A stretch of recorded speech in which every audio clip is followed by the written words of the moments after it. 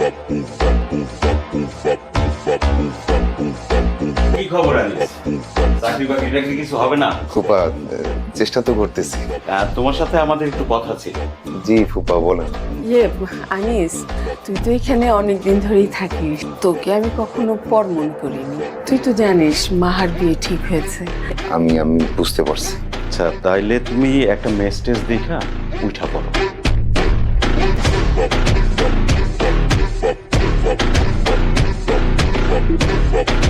বল, দোস্ত কনগ্রাচুলেশন, তুই তো বিসিএস ক্যাডার হয়ে গেছিস। কি বলিস? রেজাল্ট দিছে?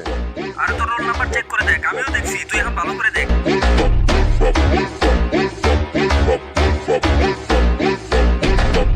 আরে দাও দাও, এই বয়সে না খেলে কবে খাবে? ফুপা, আমি মেস পেয়ে গেছি, এই 2-1 দিনের মধ্যে উঠে যাবো। কোথায় যাবা? কেন যাবা? তোমার যতদিন লাগে তুমি এখানেই থাকবে। মা, জি বাবা, আমরা একটা সিদ্ধান্ত নিয়েছি। আবিরের সঙ্গে তোমার বিয়ে হচ্ছে। মানে কি বাবা? মানে হচ্ছে তোর বিয়ে হবে আনিসের সাথে। তুমি যেটা ভালো মনে করো তাই করো। হ্যাঁ ফুপা। তোমার সাথে একটু কথা ছিল আমাদের। জি ফুপা, বলেন। তোর ফুপা চাচ্ছে যে তোর সাথে মাহার